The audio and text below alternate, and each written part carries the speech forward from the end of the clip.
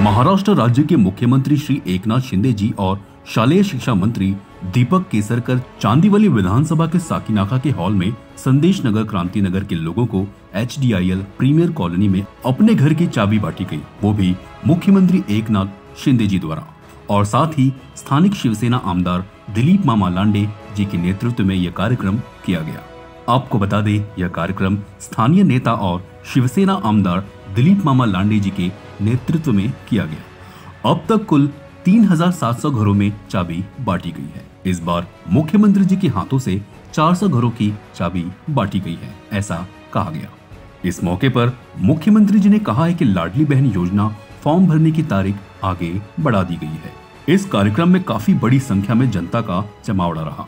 इस कार्यक्रम में महिला, पुरुष और शिवसेना कार्यकर्ता मौजूद रहे। और क्या कहा विधायक दिलीप मामा लांडे जी, देखिए जाफर उस्मान शेख के साथ। आपल्या एवढ्या लोकांच्या विश्वासाला कसा काय तडा जाऊ देऊ शकतो, आणि त्यामुळे आज दिलीप मामा वेके पहिले पण आपण घर दिली तिकडे 3600, आता किती आहे? आज 400 घर। आणि आताच मी रमाबाई आंबेडकर नगराच्या 16700 घरांचं भूमिपूजन करून आलो। तर म्हणजे हे सरकार जे आपलं सर्वसामान्यांचं आहे, तुमचं आहे, माझ्या माता भगिनींचं आहे, माझ्या लाडक्या भावा लाडक्या बहिणींचं, शेतकऱ्यांचं, कष्टकऱ्यांचं, कामगारांचं, सगळ्यांचं। तुमच्याकडे मुख्यमंत्री माझी लाडकी बहीण योजनेचे फॉर्म भरले की नाही? काय पैसे किती लोकांच्या खात्यात आले? कमी हात आहेत, अजून यायला पाहिजे। आता सप्टेंबर 1 महिना आणखी वाढवला आपण फॉर्म भरायला।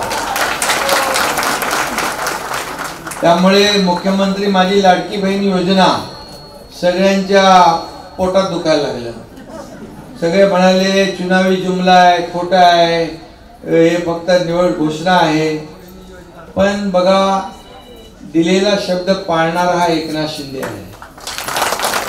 आणि म्हणून मी देखील एक शेतकरी कुटुंबातून आलोय, सर्वसामान्य कुटुंबातला मी हा एकनाथ शिंदे। जसं दिलीप मामा म्हणाले की गरिबीची जाणीव, मी देखील तुमच्यासारखा चाळीत राहिलेला आहे। मी देखील तुमच्यासारखी गरिबी पाहिली आहे। मी देखील माझी आई कसं महिना चालवायची ते पाहिलेलं आहे। आणि या सगळ्यातून मी पुढे आलोय। म्हणून मला जेव्हा अधिकार माझ्याकडे कधी हातात येईल, त्या दिवशी मी माझ्या लाडक्या बहिणींसाठी, लाडक्या भावांसाठी, शेतकऱ्यांसाठी काय ना काय करीन असं ठरवलं होतं। आणि जसा माझ्याकडे अधिकार आला, ती आपण योजना सुरू केली। खरं हा गोरगरिबांचा प्रश्न होता। आणि या मिठी पात्रातील क्रांतीनगर असेल, संदेशनगर, जरीमरी, बामंडा आहे, त्या पात्रातील लोकांच्या पावसाळ्यामध्ये लोकांच्या घरावरून पाणी जात होतं।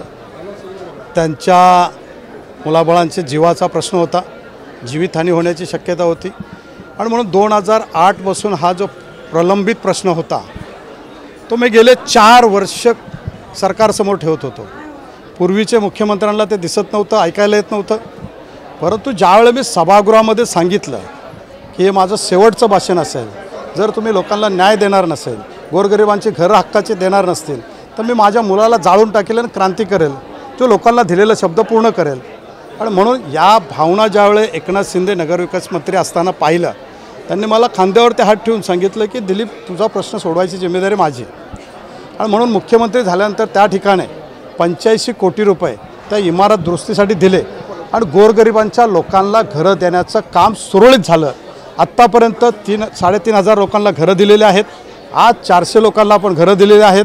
आणि यानंतर 638 लोकांच्या घराचे एका बिल्डिंगचं रिपेअरिंगचं काम सुरू आहे। अशा पद्धतीने 4000 लोकांना घरं द्यायचं काम आपण त्या ठिकाणी पूर्ण करतो आहे।